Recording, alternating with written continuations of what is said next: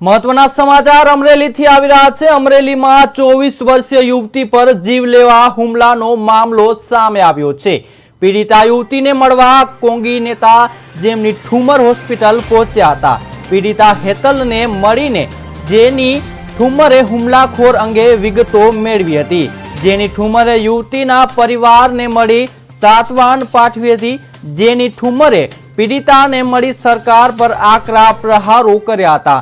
દીકરીની સગાઈ થોડા દિવસો પહેલા જ થઈ હતી। જેની ઠુમર ગુજરાતમાં કાયદો વ્યવસ્થાની પરિસ્થિતિ સાવ કથળી રહી છે।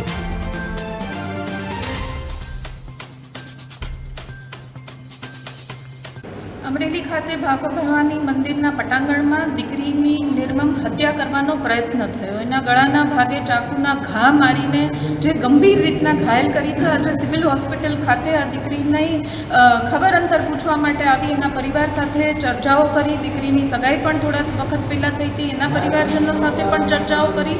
ત્યારે કહેતા ખૂબ દુઃખ થાય છે કે ગુજરાતમાં ભારતીય જનતા પાર્ટીની સરકાર છેલ્લા 30 વર્ષથી શાસન કરે છે। મહિલાઓના નામે મોટા મેળાવડા કરે છે। મહિલાઓના નામે ખૂબ બધા લોકોને જાહેરાતો કરીને ભ્રમિત કરવાના પ્રયત્નો કરે છે। ત્યારે અત્યારે ગુજરાતમાં કાયદો અને વ્યવસ્થાની જે પરિસ્થિતિ છે એ કથળી રહી છે। મહિલાઓ સુરક્ષિત નથી, દીકરીઓને બહાર નીકળવું।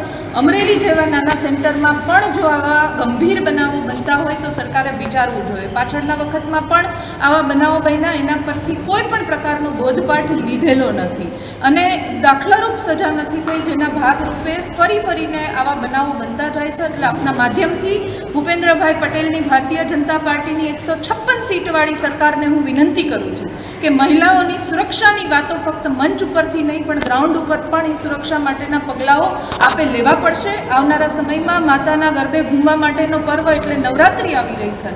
આવા સમયમાં જ્યારે દીકરીઓ સુરક્ષિત ન હોય તો કઈ રીતના માતાના ગર્ભે ઘૂમી શકે એ પણ ખૂબ મોટો સવાલ છે। એટલે આપના માધ્યમથી વિનંતી કરું છું કે આને ગંભીરપણે વિચારો। આવા બનાવોના જે દિવસે ને દિવસે પ્રમાણમાં વધી રહ્યા છે એની ચિંતા કરો, મેળાવડાઓ ન કરો અને જે માનનીય પ્રધાનમંત્રી ગુજરાત આવી રહ્યા છે એમના જન્મદિવસની ઉજવણીના ભાગરૂપે તો પ્રધાનમંત્રીશ્રીને પણ વિનંતી કરું છું કે ઉજવણી કરો પણ મહિલા અને દીકરીઓને સલામત રાખ્યા પછી ઉજવણી કરવી જોઈએ એવું મારું અમરેલી ખાતે ભાગો